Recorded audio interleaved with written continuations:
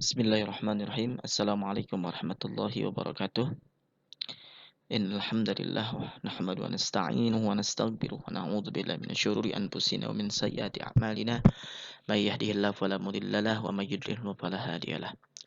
Siswa dan siswi kelas 12 yang mudah-mudahan selalu dalam keadaan sehat walafiat dan mudah-mudahan pada hari ini, saat ini, di pagi hari ini menjelang siang diberikan kemudahan oleh Allah Subhanahu wa taala dalam segala urusannya. Kita akan melanjutkan pembahasan kita mengenai Quran surah Al-Luqman ayat 13 dan 14. Pertama, kewajiban ibadah kepada Allah Subhanahu wa taala. Kemudian ada skema yang memang dari makna yang terkandung dari Quran surah Luqman ayat 13 dan 14, bersyukur kepada Allah. Dan ini ayatnya yang minggu lalu kalian sudah menyaksikan dan mendengarkan penjelasan Bapak dari Instagram ya. Ya, mengkisahkan Allah Subhanahu wa taala dalam Quran surah Al-Luqman ini ayat 13, dan tatkala ya ketika Luqman berkata kepada anaknya, berarti sebuah pesan yang disampaikan oleh ayahanda Luqman ketika masih kecil, ketika dia memberi pelajaran kepadanya, wahai anakku, wahwa ya'iduhu ya bunayya la tusyrik billah. Pertama, situasi pada saat itu Luqmanul Hakim diberikan amanah, diberikan pesan oleh orang tuanya, terutama ayahandanya, ya bunayya la tusyrik billah. Satu pelajaran yang amat penting dalam kehidupannya, jangan pernah menyekutukan Allah, jangan pernah menduakan Allah. Karena ini hakikat Luqman yang telah diberikan pesan oleh ayahandanya, jangan sampai engkau menyekutukan Allah. Karena ini salah satu penekanan ajaran yang perlu disampaikan bagi orang tua kepada anaknya.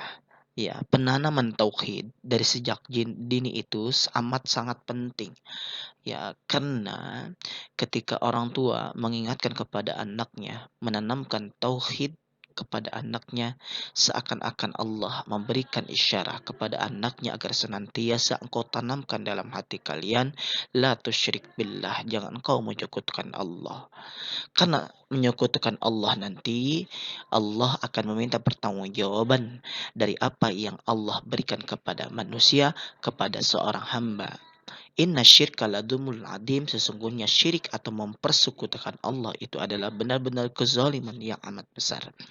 Kemudian wa wasainal insana biwalidayhi hamalathu ummuhu wahnan ala wahni wa fisaluhu fi amaini anishkur li wa liwalidayk ilayyal masir.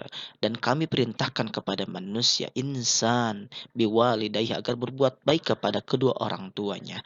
Kalian terutama anak yang patuh dan taat kepada kedua orang tua kalian, saat-saat ini kalian perlu kalian tanamkan, kalian kerjakan dalam keseharian kalian sebagai seorang anak agar senantiasa patuh dan taat kepada kedua orang tua kalian. Hamalathu ummuhu wahnan ala wahni wa fisaluhu, ibunya telah mengandungnya dalam keadaan lemah yang bertambah-tambah. Kita lihat, kita merasakan bahwasanya ibu kita yang telah mengandung seorang anak, mengandung kita ini, hamalatu ummuhu wahnan, jerih pahitnya amat luar biasa, kesakitannya luar biasa. Wa fisaluhu fi amaini anishkurli wa liwalidayk. Ya, dan menyapihnya dalam usia 2 tahun. Ya, Al-Quran memberikan solusi kepada seorang ayah ataupun ibu, khususnya terutama ibu, untuk menyapih seorang anak ketika di usia 2 tahun. Ya.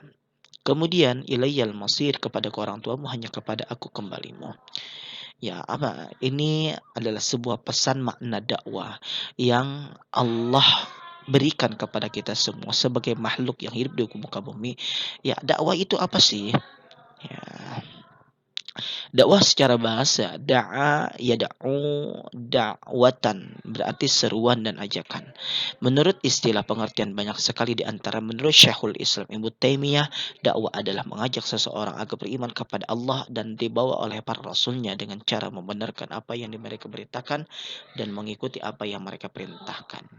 Kemudian ya ini ada perbedaan sedikit ya arti dari dakwah kemudian tablik. Tablik menurut bahasa menyampaikan, artinya menyampaikan ajaran-ajaran Islam yang diterima Allah kepada umat manusia sebagai pedoman kebahagiaan dunia dan akhirat. Salah satu anjuran atau pesan mulia yang disampaikan Quran surah Al-Luqman ayat 13 dan 14 itu seakan-akan Allah memberikan isyarat kepada penduduk bumi yang merasa dia beriman harus betul-betul dia berdakwah. Orang tua berdakwah kepada kedua anaknya, kepada keluarganya, anak, istri, ya itu dakwah. Kalian ketika beranjak dewasa, ketika orang tua kalian jauh dari Allah, kalian sebagai seorang anak harus betul-betul mengingatkan kepada kedua orang tua kalian agar senantiasa harus betul-betul melaksanakan perintah Allah. Itu dakwah. Ya, dakwah setiap hari, dakwah setiap saat, dakwah. Ya, tujuan kita itu ketika kita ingin mendapatkan pahala di sisi Allah Subhanahu wa taala harus betul-betul berdakwah. Ya. Karena sebagian para pendakwah itu ya nyata sebagai arsitek peradaban. Ya, apa kaitannya dengan ayat ini? Ya, Luqmanul Hakim dia pesan yang memang betul Allah tanamkan di Quran ya surah Al-Luqman ini, padahal Luqmanul Hakim manusia biasa, bukan nabi, bukan rasul, tapi ajarannya diabadikan oleh Allah Subhanahu wa taala.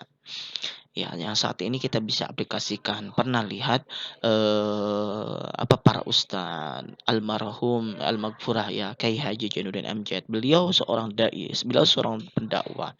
Kemudian Al Ustad Kiai Haji Abdullah Gimnastiar pun sama, mereka seorang ustad. Kemudian ada Mamah Dede, Ustadz Al Hidayat, Ustadz Abdul Somad, ada Buya Yahya. Mereka para pendakwah, mereka para penyiar agama Islam kepada umatnya.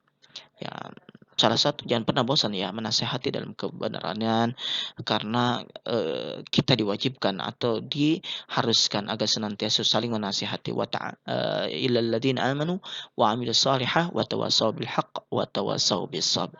Ini jangan salah, jangan pernah bosan kita saling menasehati dalam kebenaran, dan jangan pernah kita bosan untuk bukan mencela ya namanya, mencegah dari kemungkaran. Oleh karena itu, Quran surah Al-Asr wal 'asr innal insana lafi khusr illa alladziina aamanu wa 'amilus shalihati wa tawassaw bil haqq wa tawassaw bis sabr. Demi waktu Allah bersumpah di dalam ayat ini, demi waktu tidak ada kerugian bagi Allah Subhanahu wa taala, namun ada kerugian bagi manusia. Innal insana lafi khusr, sesungguhnya manusia itu dalam kerugian. Maksudnya apa? Dalam kerugian, kecuali kata Allah illal ladzina amanu wa 'amilus shalihat wa tawassaw bil haqq wa tawassaw bis sabr, kecuali orang-orang yang beriman yang melaksanakan dan selalu saling menasihati dalam kebaikan dan kebenaran dalam sabar. Ya, mudah-mudahan bermanfaat eh, pembelajaran daring ini, mudah-mudahan bisa diaplikasikan dalam kehidupan kita sehari-hari. Hadanallahu wa iyyakum ajmain. Assalamualaikum warahmatullahi wabarakatuh.